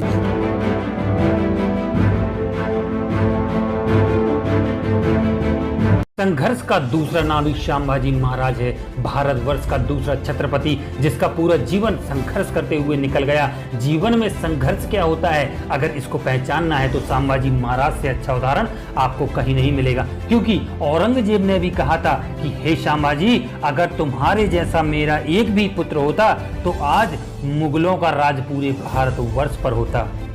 संभाजी ने अपना पूरा जीवन भारतवर्ष को बचाने और भारत के लोगों के लिए समर्पित कर दिया था। छत्रपति संभाजी महाराज मराठा साम्राज्य और छत्रपति शिवाजी महाराज के उत्तराधिकारी थे। उस समय मराठों के सबसे प्रबल शत्रु मुगल बादशाह औरंगजेब बीजापुर और गोलकुंडा का शासन हिंदुस्तान से समाप्त करने में इनकी प्रमुख भूमिका रही। संभाजी राजे अपनी शौर्यता के लिए प्रसिद्ध थे। संभाजी राजे ने अपने कम समय के शासनकाल में 200 युद्ध किए और इसमें एक बहुत मुख्य बात यह है कि ये किसी भी युद्ध में पराभूत नहीं हुए। इनके पराक्रम की वजह से परेशान होकर औरंगजेब ने कसम खाई थी कि जब तक छत्रपति संभाजी महाराज पकड़े नहीं जाएंगे वो अपना किमोंस सर पर नहीं चढ़ाएंगे। छत्रपति संभाजी महाराज का जन्म 1657 में 14 मई के पुरंदर किले में हुआ था, लेकिन संभाजी के 2 वर्ष के होने तक शाहीबाई का देहांत हो गया था। इसलिए संभाजी का पालन पोषण शिवाजी की मां जीजाबाई ने किया था। संभाजी महाराज का छवा कहकर बुलाया जाता था, जिसका मराठी में मतलब होता है शावक अर्थात शेर का बच्चा। संभाजी महाराज संस्कृत और 8 अन्य भाषाओं के ज्ञाता थे। संभाजी के एक भाई राजाराम छत्रपति भी थे, जो कि सोयराबाई के पुत्र थे। संभाजी का विवाह येसुबाई से हुआ था और उनके पुत्र का नाम छत्रपति शाहू था। बचपन में संभाजी जब मुगल शासक औरंगजेब की कैद से बचकर भागे थे, तब वो अज्ञातवास के दौरान शिवाजी के मंत्री रघुनाथ कोडे के यहाँ कुछ समय के लिए रुके थे। वहाँ संभाजी लगभग 1 से 1.5 वर्ष के लिए रुके थे। तब संभाजी ने कुछ समय के लिए ब्राह्मणिक बालक के रूप में जीवन यापन किया था। इसी दौरान संभाजी का परिचय कवि कलश से हुआ। संभाजी का उग्र और विद्रोही स्वभाव को सिर्फ कवि कलश ही संभाल सकते थे। छत्रपति संभाजी महाराज 9 वर्ष की अवस्था में छत्रपति शिवाजी महाराज की प्रसिद्ध आगरा यात्रा में भी साथ थे। औरंगजेब के बंदी गृह से निकल छत्रपति महाराज के महाराष्ट्र वापस लौटने पर मुगलों से समझौते के फलस्वरूप संभाजी राजे मुगल सम्राट द्वारा राजा के पद और पंच हजारी मनसब से विभूषित हुए। औरंगाबाद के मुगल छावनी में मराठा सेना के साथ उनकी नियुक्ति हुई। शिवाजी के पुत्र रहते उनको यह नौकरी मान्य नहीं थी, किंतु हिंदू स्वराज स्थापना की शुरुआती दिन होने के कारण और पिता छत्रपति शिवाजी महाराज के आदेश के पालन हेतु केवल 9 साल की उम्र में इतना जिम्मेदारी का लेकिन अपमानजनक कार्य उन्होंने धीरज से किया। उन्होंने अपने 14 साल की उम्र में ही बुद्धभूषण, नखशिख, नायिका भेद और 7 सातक जैसे 3-4 संस्कृत ग्रंथ लिख डाले थे। आप लोग सभी जानते हैं कि लिखने में और पढ़ने में कितना फर्क होता है, लेकिन ये इतने ज्ञानी थे कि इन्होंने अपनी दम पर 3 संस्कृत ग्रंथ लिख डाले थे। शिवाजी महाराज के राज्याभिषेक और हिंदू स्वराज के बाद स्थापित अष्ट प्रधानमंत्री मंडल में से कुछ लोगों की राजकारण की वजह से यह स्वराज काफी क्षतिग्रस्त भी हुए थे। पराक्रमी होने के बावजूद उन्हें अनेक लड़ाइयों से दूर रखा गया है। संभवतः संवेदनशील रहने वाले संभाजी राजे उनके पिता छत्रपति शिवाजी महाराज जी के आज्ञा अनुसार मुगलों से जाकर मिल गए थे, ताकि वे उन्हें गुमराह कर सकें, क्योंकि उसी समय मराठा सेना दक्षिण दिशा के विजय से लौट रही थी और उन्हें कुछ जोश में आने के लिए कुछ समय चाहिए था। इसलिए मुगलों को गुमराह करने के लिए शिवाजी महाराज जी ने उन्हें भेजा था। यह एक राजतंत्र था। बाद में छत्रपति श्री महाराज जी ने उन्हें मुगलों से मुक्त कराया था। शिवाजी महाराज की वीडियो में मैंने आप लोगों को बताया है कि शिवाजी महाराज ने संभाजी को औरंगजेब की कैद से कैसे आज़ाद करवाया। शिवाजी का वीडियो आप लोग जरूर देखें। छत्रपति शिवाजी महाराज की मृत्यु 3 अप्रैल 1680 की हुई। इसके बाद कुछ लोगों ने छत्रपति संभाजी महाराज के अनुज राजा राम को सिंहासन पर बैठाने का प्रयत्न किया, किंतु सेनापति मोहिते, जो कि वह राजा राम के सगे मामा होते हुए भी, उन्होंने ऐसे काम को नाकामयाब कर दिया और 16 जनवरी 1681 को संभाजी महाराज का विधिवत राज्याभिषेक हुआ। इसी वर्ष औरंगजेब के विद्रोही पुत्र अकबर ने दक्षिण भागकर धर्मवीर छत्रपति श्री संभाजी महाराज का आश्रय लिया। अकेले ही इन्होंने मुगल, पुर्तगीज, अंग्रेज और अन्य शत्रुओं का सामना किया और साथ ही साथ अंतर्गत जो घर के अंदर शत्रु हैं उनका भी सामना किया। एक बार एक बहुत ही मज़ेदार चीज़ हुई, वो सुनिए। राजा राम को छत्रपति बनाने में असफल रहने वाले जो पंडित थे, जो राजा राम के कुछ ब्राह्मण समर्थक थे, औरंगजेब के पुत्र अकबर से राज्य पर आक्रमण कर उसे मुगल साम्राज्य के अधीन करने की गुजारिश का पत्र लिखा, किंतु छत्रपति संभाजी महाराज के पराक्रम से अकबर पहले से परिचित था और उन्हीं पर भी आश्रित था। अकबर ने यह पत्र संभाजी महाराज को भेज दिया। इस राजद्रोह से क्रोधित होकर संभाजी महाराज ने अपने सामंतों को मृत्युदंड दे दिया। तथापि उनमें से एक बालाजी आवजी नामक सामंत की समाधि भी उन्होंने बनाई थी, जिनकी क्षमा का पत्र श्री छत्रपति संभाजी को उन सामंत की मृत्यु के पश्चात मिला। 1683 में उसने पुर्तगालियों को पराजित किया। इसी समय किसी राजकीय कारण से संगमेश्वर में रह रहे थे। जिस दिन वह रायगढ़ के लिए प्रस्थान करने वाले थे, उसी दिन कुछ ग्रामस्थों ने अपनी समस्या उन्हें अर्जित करने की चाही, जिसके चलते छत्रपति संभाजी महाराज ने अपने साथ केवल 200 सैनिक रखे, बाकी सेना को रायगढ़ भेज दिया। उसी वक्त उनके एक फितूर गड़ौजी सिरके, जो उनकी पत्नी येसुबाई के भाई थी, जिनको उन्होंने वेतनदारी देने से इनकार कर दिया था, मुगल सरदार मुकरब खान के साथ गुप्त रास्ते से 5000 की फौज के साथ वहां पहुंचे। यह रास्ता था जो कि सिर्फ मराठों को पता था, इसलिए संभाजी महाराज को कभी नहीं लगा था कि शत्रु इस ओर से भी आ सकता है। उन्होंने लड़ने का प्रयास किया, किंतु इतनी बड़ी फौज के सामने 200 सैनिक का प्रतिकार काम न कर पाया और अपने मित्र और एकमात्र सलाहकार कवि कलश के साथ वह बंदी बना लिए गए 1 फरवरी 1689 को। अब ये क्वेश्चन आता है कि इन्होंने इतने युद्ध जीते, लेकिन इन्होंने सिर्फ 5000 की सेना से कैसे हार गए। अब ये बात है कि इस दुनिया में जयचंदों की कमी नहीं है। जयचंदों की वजह से ही, जयचंदो जय सिंह की वजह से ही हमारे भारत के महावीरों को घाटा उठाना पड़ा है। औरंगजेब के शासनकाल के आधिकारिक इतिहासकार मसीर प्रथम अंबारी और कुछ मराठा सूत्रों के अनुसार कैदियों को चैनों से जकड़कर हाथी के होंदे से बांधकर औरंगजेब के कैंप तक लाया जाता था, जो कि अकलूज में था।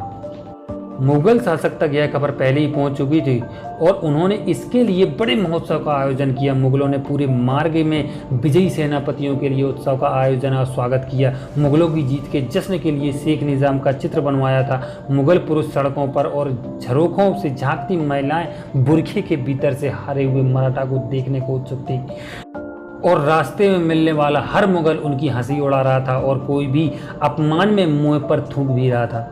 मुगलों के मिले राजपूत सैनिकों को संभाजी के लिए सहानुभूति थी। संभाजी ने ललकारते हुए कहा था कि या तो उन्हें खुला छोड़कर सन्मुख होकर युद्ध लड़ ले या फिर उन्हें मारकर इस अपमान से मुक्ति दे दे, लेकिन मुगलों के डर से वो सैनिक खामोश थे। इस तरह 5 दिन तक चलते हुए बाद में वो लोग औरंगजेब के दरबार में पहुंचे।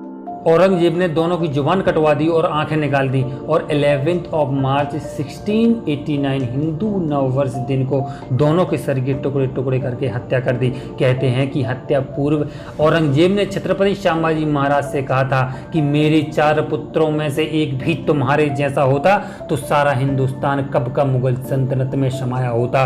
जब छत्रपति संभाजी महाराज के टुकड़े तुलापुर नदी के फेंके गए थे तो उस किनारे पर रहने वाले लोगों ने वो इकट्ठा करके विधिवत अंतिम संस्कार किया था। छत्रपति संभाजी महाराज का ये बलिदान और उनको पीड़ा देने का काम मुगलों ने औरंगजेब के कहने पर 1 महीने तक चालू रखा था और उनको महीना भर तड़पाते रहे और आखिर में उन्हें शरीर के पैरों से लेकर गर्दन तक टुकड़े टुकड़े करके मार डाला। कहते हैं इससे पहले औरंगजेब ने उन्हें अपना हिंदू धर्म त्याग कर मुगलों का धर्म अपनाने की मांग की थी, लेकिन युग प्रवर्तक राजा छत्रपति शिवाजी महाराज का बेटा और अपने धर्म पर पूरी निष्ठा का श्रद्धा रखने वाले संभाजी महाराज ने मांग में फटकार लगा दी और उन्हें मना कर दिया और धुतकार दिया कि जान चली जाएगी, लेकिन मैं ऐसा काम कभी नहीं करूंगा। और उन्होंने औरंगजेब को बता दिया कि एक देशभक्ति क्या चीज़ होती है। 11 मार्च 1689 को औरंगजेब ने छत्रपति संभाजी महाराज की बड़ी क्रूरता के साथ हत्या कर दी थी।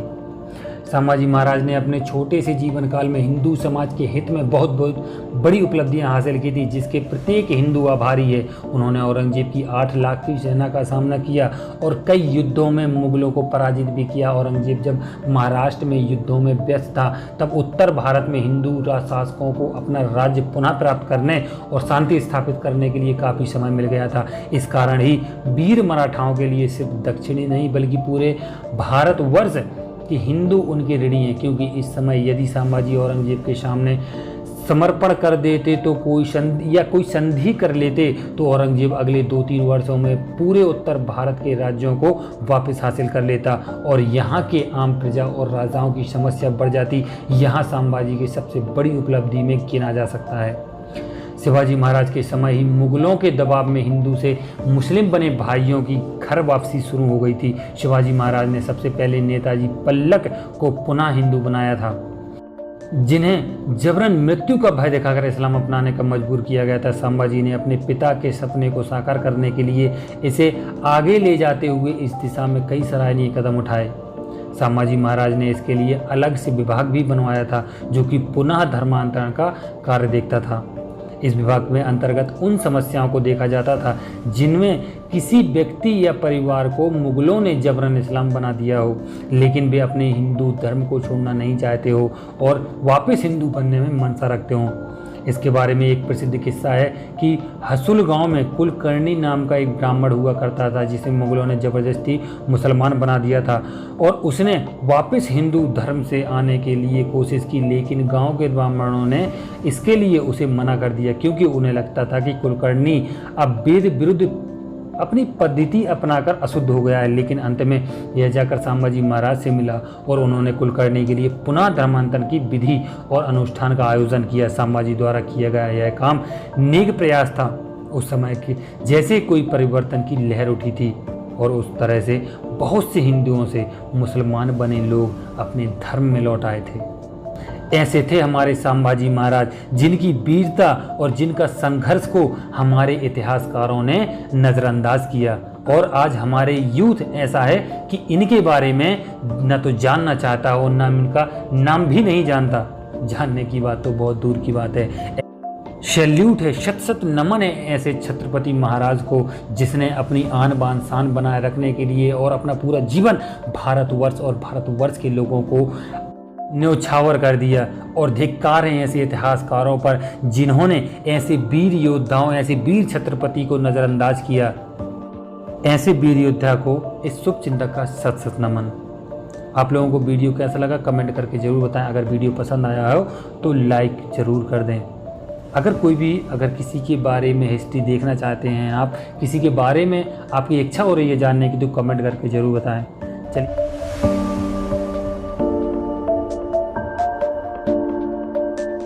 पटियाला रियासत के महाराज भूपेंद्र सिंह अपनी रंगीन मिजाजी के लिए मशहूर रहे। इस रंगीन मिजाजी के सच्चे किस्से आपको चौंका देंगे। पटियाला के इन महाराज की गतिविधियों का जिक्र महाराज भूपेंद्र सिंह के दीवान जर्मनी दास ने अपनी किताब महाराजा में किया। महाराजा भूपेंद्र सिंह ने पटियाला में लीला भवन या रंगरलिया का महल बनवाया था, जहां केवल निर्वस्त्र लोगों को एंट्री मिलती थी। यह महल पटियाला शहर में भूपेंद्र नगर जाने वाली सड़क पर बहारदरी बाग के करीब बना हुआ है। महल का एक खास कमरा महाराजा के लिए रिजर्व था। कमरे की दीवारों पर चारों तरफ बने चित्रों में सैकड़ों तरह के आसनों में प्रेम कलाप में डूबे औरत मर्दों को दिखाया गया। कमरे को हिंदुस्तानी के ढंग से सजाया गया था। फर्श पर कीमती जवाहरात से जड़े मोटे मोटे कालीन बिछे होते थे। महाराज के भोग विलास का पूरा साजो सम्मान मौजूद था। महाराज ने महल के बाहर एक स्विमिंग पूल बनवाया। पूल इतना बड़ा कि 150 मर्द औरतें एक साथ नहा सकें। यहाँ बड़ी शानदार पार्टियां होती थी। पार्टी में खुले आम रंगरलियां चलती थी। उन पार्टियों में शरीक होने वाले महाराजा अपनी प्रेमिकाओं को बुलाते थे। वे सब महाराजा और उनके 2-4 खास मेहमानों के साथ तालाब में नहाती और तैरती थी। पूरा कर्मकांड उनके महल के स्विमिंग पूल के आसपास होता था। इसमें उनके राज्य के अंग्रेज अधिकारी और उनकी पत्नियां और उनके अन्य देसी महिलाएं भी भाग लेती थी। दीवान जर्मनी दास ने महाराज महारानी नामक बेस्ट सेलर बुक लिखी है। उन्होंने इस किताब में खुलकर लिखा है कि इस अवसर पर क्या क्या होता था। इन पार्टियों में बिलायती और गैर हिंदुस्तानी लोग बहुत कम बुलाए जाते थे। सिर्फ वही यूरोपियन या अमेरिकन लेडी जो उन दिनों महाराज के मोती बाग पैलेस में मेहमान की हैसियत से ठहरी होती थी, जिसके साथ महाराजा का इश्कबाजी चलती थी, इन रंगरलियों में शरीक की जाती थी। महाराजा भूपेंद्र सिंह पटियाला का जन्म 12 अक्टूबर 1891 को मोती बाग पैलेस पटियाला में हुआ था। पिता महाराज राजेंद्र सिंह की मौत के बाद राज्य के शासक बने भूपेंद्र सिंह ने 38 वर्ष तक राज किया। सिख परिवार में पैदा हुए इस शासक के बारे में कहा जाता है कि इन्होंने 10 से अधिक शादियां की और 350 से ज़्यादा इनकी रखेल थी। एक अनुमान के अनुसार महाराजा भूपेंद्र सिंह 88 बच्चों के पिता थे। इनके पास विश्व प्रसिद्ध पटियाला हार था, जिसे प्रसिद्ध ब्रांड कॉर्टियर एस.ए. द्वारा निर्मित किया गया था। इनकी पत्नी महारानी बख्तावर कौर इतनी सुंदर थी कि इनको क्वीन मैरी की उपाधि थी। पटियाला पैक भी दुनिया को महाराज भूपेंद्र सिंह की ही देन है। महाराज राजेंद्र सिंह की मौत के बाद महज 9 साल की उम्र में ही भूपेंद्र सिंह के पास पटियाला रियासत की बागडोर आ गई। हालांकि औपचारिक तौर पर उन्होंने राज्य की कमान 18 साल की उम्र में ली और पहले 38 सालों तक राज किया। इस दौरान महाराज के रंगीन मिजाज के किस्से लगातार सामने आते रहे। इनकी शिकायत के दीवान जर्मनी दास ने यह वक्त करीब से देखा है और महाराज भूपेंद्र सिंह के जीवन पर एक किताब भी लिखी। वैसे इस किताब पर काफ़ी विवाद रहे हैं, लेकिन इससे लगभग सारे ही लोग एकमत रहे कि महाराज भव्य और विलासिता भरा जीवन जीते रहे हैं। कुछ इतिहासकारों का मानना है कि राजा की 10 ऑफिशियल रानी थी। महाराज ने अपनी सारी रानियों के लिए पटियाला में एक से बढ़कर एक भव्य महल बनवाए थे। इन महलों में भोग विलास की सारी सुविधाएं होती थीं। यहाँ तक कि उस जमाने में भी जब सेहत के लिए लोग खास जागरूक नहीं थे, महाराज ने रानियों के रूटीन जांच और सेहत के दूसरे मामलों पर नज़र रखने के लिए देसी विदेशी डॉक्टरों को एक टीम तैनात कर रखी थी। ये टीम लगातार देखती रहती थी कि रानियां स्वस्थ रहें। इसके साथ ही रानियां की हेयर स्टाइल से लेकर नाक नक्श तक आधुनिक और खूबसूरत रहें, इसके लिए महाराज विदेशी हेयर ड्रेसरों और यहाँ तक कि प्लास्टिक सर्जनों को भी मदद लिया करते थे। जिस राजा की इतनी सारी रानियां हो, वो अपनी शाम किसके साथ गुजारेगा? इस पर बहुत शुरुआत में रानियों के बीच हल्की तकरार हुआ करती थी, लेकिन जल्दी महाराज भूपेंद्र सिंह ने इसका रास्ता निकाल लिया।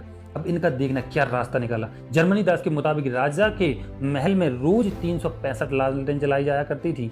हर एक पर एक रानी का नाम होता था। जो लालटेन सबसे पहले बुझ जाती थी, राजा अगली शाम और रात उसी रानी के साथ बिताता था। लालटेन को देखने के लिए भी लोगों की तैनाती होती थी, ताकि वे बता सके कि कौन सी लालटेन सबसे पहले बुझी है। राजा के बारे में अजूब गरीब चीज़ों से कई किताबें भरी पड़ी हैं, हालांकि इन बातों की सत्यता की जांच नहीं हो सकी है।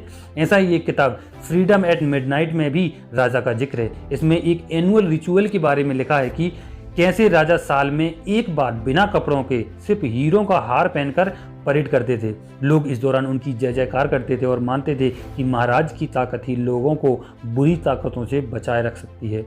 रानियों से जुड़े किस्से के अलावा राजा का ऐश्वर्य भी काफ़ी रहा है। साल 1926 में उन्होंने दुनिया भर के कीमती हीरे जवाहरात से भरी पेटी कॉर्नियर ज्वेलर्स को भेजी, जिसने पटियाला हार बनाया। ये दुनिया के सबसे कीमती आभूषणों में से एक था, जिसकी कीमत $25 मिलियन मानी जाती थी। इस हार में दुनिया का 7वां सबसे बड़ा हीरा जड़ा हुआ था। राजा इसे खूब शान और शौकत से पहना करते थे। बाद में हार गायब हो गया और फिर अलग अलग हिस्सों में मिलता रहा। इसे गायब किसने किया है, ये भी आज तक पता नहीं चला। वैसे राजा के हिटलर कनेक्शन के बारे में कम ही लोग जानते हैं। चैम्बर ऑफ प्रिंसेस के सदस्य होने के कारण इनका भारत के अलावा यूरोप में भी काफ़ी दबदबा था और कई यूरोपीय देशों के राजाओं से दोस्ती भी थी। जब महाराज साल 1935 में जर्मनी गए, तब हिटलर ने उन्हें मेबेच कार तोहफे में दी। द ऑटोमोबाइल्स ऑफ महाराज नामक किताब में इस आलीशान कार का जिक्र है, जो अब किसी अज्ञात शख्स को नीलामी में बेची जा चुकी है। आपको जानकर हैरानी होगी कि महाराजा भूपेंद्र सिंह जिस थाली में खाना खाते थे, उसकी कीमत करीब 17 करोड़ के पास थी। खास बात यह है कि उनके बर्तनों को चांदी और सोने की परत चढ़ा के बनाया गया था। राजा का यह डिनर सेट लंदन की कंपनी गोल्ड स्मिथ और सिल्वर स्मिथ ने तैयार किया था। भूपेंद्र सिंह ने खुद के करीब 3 एयरक्राफ्ट थे। यह भारत के सबसे पहले व्यक्ति थे जिनके पास खुद का हवाई जहाज था। इन्होंने एयरप्लेन खरीदने से पहले चीफ इंजीनियर को स्पॉट स्टडी करने के लिए यूरोप भी भेजा, उसके बाद विमान खरीदा था। करीब 44 कारों के मालिक थे जिम महाराज। राजा भूपेंद्र सिंह के पास करीब 44 कारें थीं और सबसे खास बात यह थी कि उन्होंने इन कारों में अपने तरीके से तैयार करवाई थी। आपको जानकर हैरानी होगी कि इनके पास करीब 20 रोल्स रॉयल भी थी। महाराजा भूपेंद्र सिंह का परिवार आज भी पंजाब में रहता है। भूपेंद्र सिंह पंजाब के मुख्यमंत्री कैप्टन अमरिंदर सिंह के दादा हैं। तो यह तो पटियाला के महाराज भूपेंद्र सिंह की कहानी थी और इनकी पर्सनल लाइफ के बारे में हमने इस वीडियो में जाना और अपनी उनकी अमीरी के बारे में जाना। आपको भूपेंद्र सिंह के बारे में जानकर कैसा लगा कमेंट करके जरूर बताएं और अगर वीडियो पसंद आया तो वीडियो को लाइक भी जरूर कर दें। बाय बाय, मिलते हैं बहुत ही जल्द। जय हिंद।